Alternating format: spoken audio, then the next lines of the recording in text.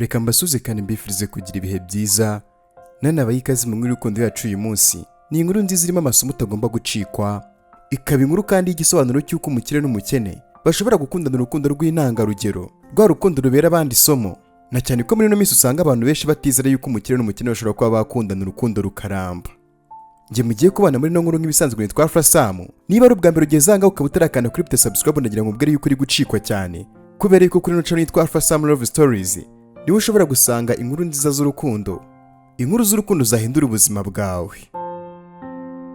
Nizimbye mu magambo rero, dutangira inkuru yacu uyu munsi mu mvura nyinshi cyane, haba harimo inkuba nyinshi, imirabyo irimo gukubita mbese nyine ubona yuko biteye ubwoba.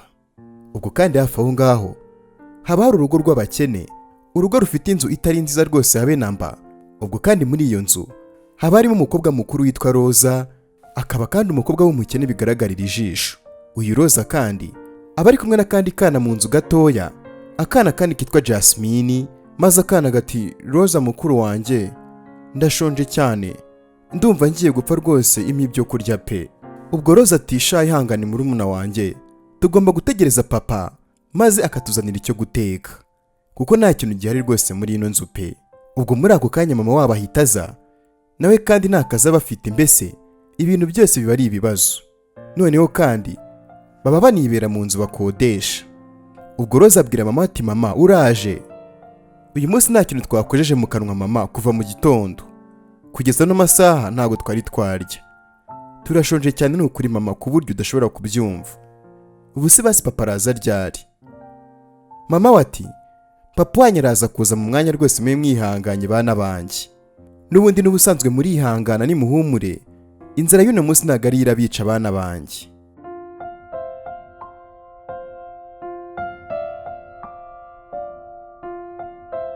Ubwo kandi tugarutse ku kazi ka papa wabo aho akora, papa wabo abasiga amarange. Umugabo ari mu kazi ariko rwose umutima utari hamwe uri kumurya kubera gutekereza ku muryango we yasize inzara imereye nabi. Ubwo kandi uyu papa wa Roza mu mutima barimo kwivugisha ati ubu se umuryango wanjye ubu ngubu umeze gute kweri, inzara irabishe pe, mana yanjye kuko wadufashije ukadukiza ino nzara kweri, iminsi ibaye ibiri kuko nagaburira umuryango wanjye. Ubwo umugabo ati reka nizere ko basi uno munsi boss araduhemba, ubundi nkagurira abana banjye ibyo kurya bakarya bagahaga. Ubwo kandi uyu mugabo uko ari kuvuga gutyo, iwe mu rugo ibibazo biba byakomeje kuba ibibazo. Ka kana kabucura kitwa Jasmine kaba kakonje cyane karimo gutitira. Ubwo kandi kabwira Roza mukuru wako gati Roza ndumva nkonje cyane, ndakwinyize rwose nzanira ikiringiti nifubike.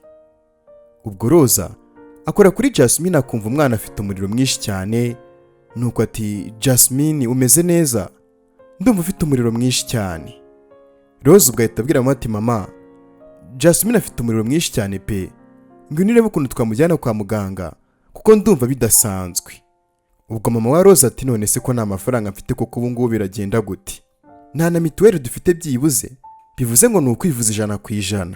Rero nta kindi kintu dufite gukora usibye gutegereza papa wanyu akaza. Roza ubwo abwira ka Jasmine ati Jasmine wirira, tuza dutegereze papa wacu, reka nze nguzanira ikiringiti ube wiyoroshe nyagasani.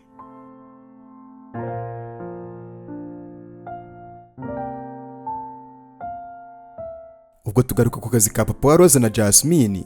Ubwo umugabo yari ari kumwe na boss, maze ati boss nasoje akazi k'uyu munsi, mwama amafaranga noneho nta kibazo. Ubwo umuboss ati rero uyu munsi ntabwo bikunda yuko nkwishyura, amafaranga yawe uzayabona ejo.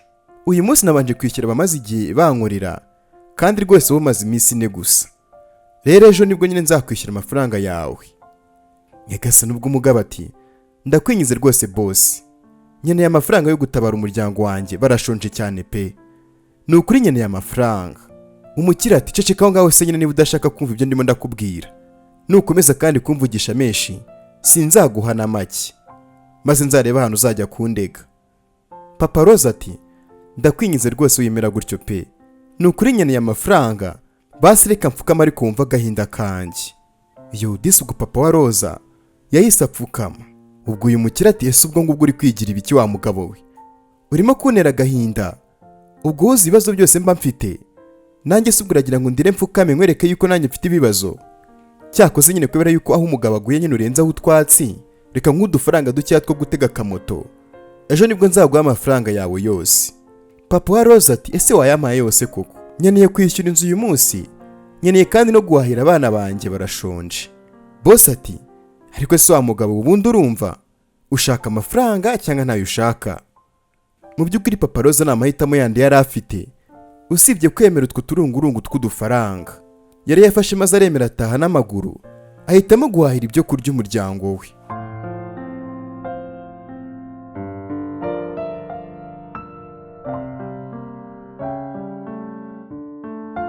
Ubwo umugabo yaratashye maze ageze mu rugo asanga ka kana kabucura ka Jasmine karembye cyane. Umugabo kandi nawe yarananiwe cyane ndetse anashonje cyane kuko nta kintu yari yigeze ashyira mu nda kuva bwacya. Ubwo Rose ahise amubwira yuko ka Jasmine karembye, ati reka njye guteka namwe murebe uko mwajya kumuvuza kubera ko rwose umwana amerewe nabi cyane. Ubwo umugore abaza umugabo ati ese uyu munsi bakwishyuye byibura ko ejo tugomba kwishyura inzu? Papa Rose ati boss yamaye udufaranga dukeya cyane, ntabwo yamaye amafaranga yanjye yose, nitwemisemo kwitanguramo ibyo kurya, nuko nyine nzana amaguru mu mvura yose.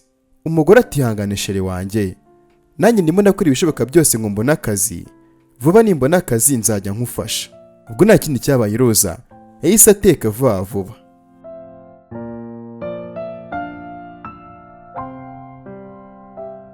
Ubwo kandi tugarutse mu wundi muryango w'abakire, aba ari umuryango ufite inzu nziza cyane rwose ku buryo uramutse uvuze yuko Imana yabaye ijuru mu isi utabubeshye.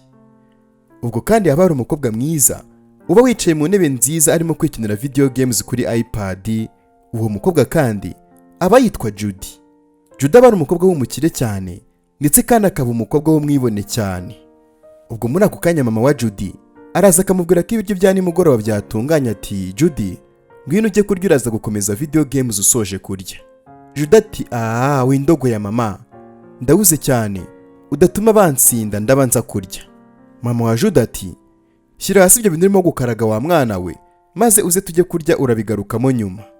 Ubwo Judy abona yuko mama wakomeje maze ati ndaje mama. Ubwo umukobwa ajya gusangira na mama we, ariko yagera ku meza akanga kugira ikintu arya na kimwe.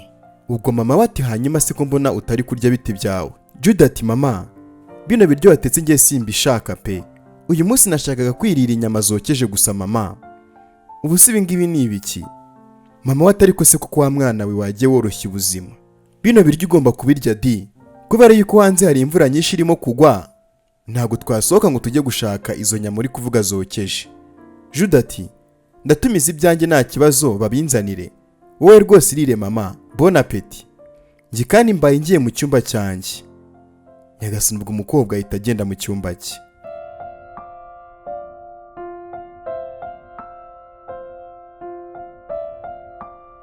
Ubwo tugarutse muri wa muryango ukennye cyane, papa wa Roza nawe yarafashwe maze umuriro umubana mwinshi cyane. Roza ati mama na papa uzi yuko afashwe? Umuriro rwose afite ni mwinshi cyane, ntabwo yabasha no kujya mu kazi rwose k'uyu munsi.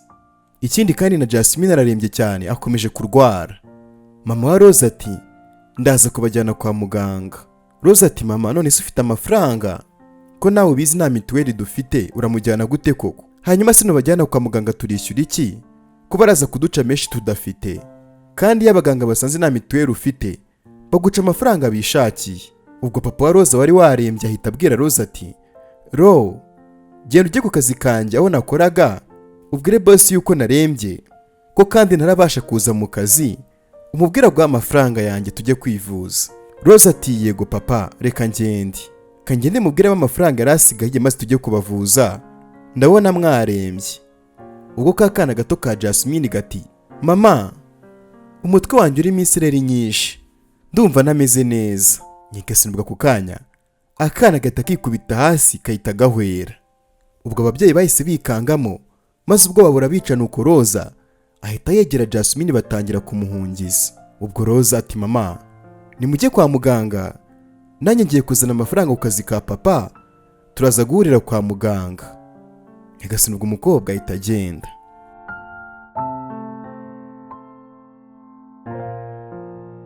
Tugarutse ku kazi kandi ubwo papa wa Roza yakoraga, boss abarimo kubwira abakozi bati mugire vuba se nyine, nshaka yuko ibintu mubikora neza kandi vuba. Nanga ukuntu rwose muri abanebwe pe. Ese ubundi wa mugabo uhorana amaganya nago noneho yaje. Ubwo akirimo kubaza niba papa wa Roza yaje gukora, yumva umukobwa usuza ati muraho neza. Boss arakebuka maze mu kureba agasanga ni Roza ati niko sha waramutse uti. Iso arehe ko ataje mu kazi. Hanyuma se urakora iki hano mu ishansiye sha? Ubwo uyu mukobwa Roza ati mu by'ukuri turi mu bibazo rwose bikomeye cyane. Fasha ndakwinginze rwose undwaneho. Ndetse kandi na papa ntabwo yabashije kuza mu kazi uyu munsi. Boss ati hanyuma se sha Isa ari hehe? Kuki se ataje gukora uyu munsi? Roza ati nyine papa wanjye yarembye cyane. Afite umuriro mwinshi cyane ndetse n'inkorora idasanzwe. Rero yarantumye nyine ngo nze umpa amafaranga wamusigaye mejo kugira ngo nishyure imiti nyine n'ibitaro. Boss ati yego ndabyumva rwose. Ngwino tujyane muri office yanjye nkwishyure kandi humura baraza kumera neza. Bahise bagenda bajya muri office.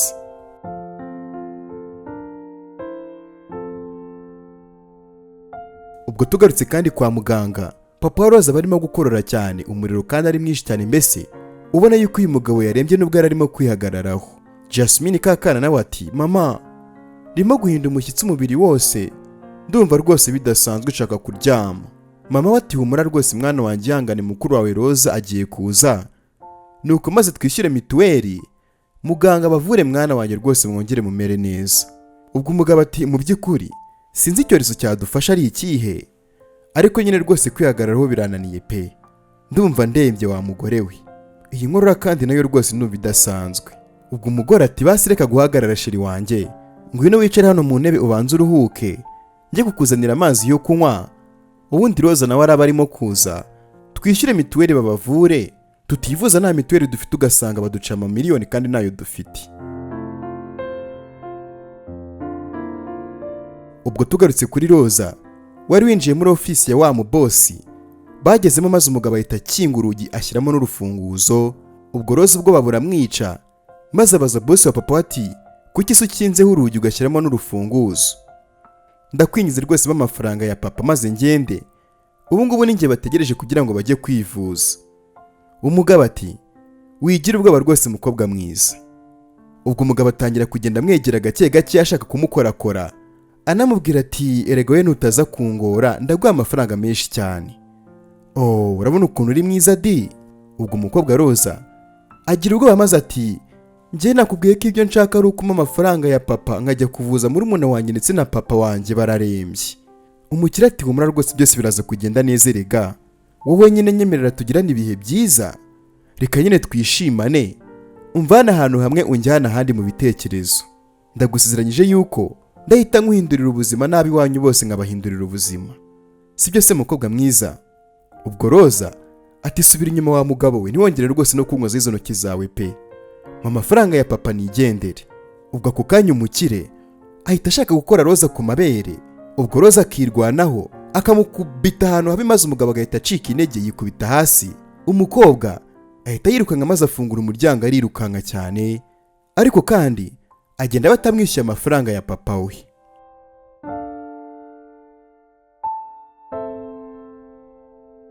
Tugarutse kandi kwa muganga, muganga yaraje maze ubwo mama wa Roza mu marira menshi atangira gutakambira muganga ati muga ndakwingize rwose ndwana ku buzima bw'umugabo wanjye n'umwana wanjye kuko bose bararembye pe, barimo kuribwa cyane. Ubwo muganga ati nukuri mwihangane ndetse rwose ndabona yuko barembye, ariko nyine amategeko ya bino bitaro avuga yuko umurwayi aba agomba kwishyura mbere cyangwa se akerekana ikarita y'ubwishingizi bwe, rero ntacyo nabafasha pe nyagasani. Umugore ati ndakwingize rwose muga, ndakwingize rwose bavure, ndakwishyura nyuma amafaranga bagiye kuyazana, fasha nukuri ndakwishyura pe. Ubwo nako kandi Roza mu gusohoka yirukanka ahunga bosi we yageze hanze maze abwira abakozi bakoranaga na papa ati ndabingize rwose nimumfashe, bosi wanyu ashaka kumfata ku ngufu. Abakozi bati ngo iki? Ariko naga gufashe ku ngufu, niba atagufashe ku ngufu rero genda vangaha udatuma twirukana mu kazi kubera yuko uriya mugabo ni mubi cyane. Roza ati basize mwamaye ku mafaranga nkareba rwose ko nagura imiti ya papa na murumuna wanjye ko mbasize kwa muganga banze kubavura kubera ko nta mafaranga dufite, ndabinyize rwose pe bararembye cyane rwose mu bikorerebo. Ubwo umwe mu bakozi aho ngaho ahitamo kudufaranga duke cyane maze akamubwira ngo ngaho genda udatuma boss aza akatwirukana. Umukobwa turakoze cyane n'ukuri rwose uri umuntu mwiza, Imana iguha umugisha. Ubwo Rosa disi yese yirukanka cyane ngo arebe yuko yagira rwose imiti mike agurira abarwayi. Ubwo kandi kwa muganga ibintu byari byakomeje kuba bibi cyane. Papa wa Rosa kubera gutinda guhabwa ubuvuzi, imbaraga zamubanye nkeya cyane maze ahita hanuka yikubita hasi. Nyagasani ubwo Jasmine kakana ke ndetse n'umugore w'ubwoba bwarabishe bose batangira kurira. Akana gati papa kanguka, gati kanguka ndagukeneye cyane papa. Iyo ubwo bakomeje kurira cyane, nuko papa we ahita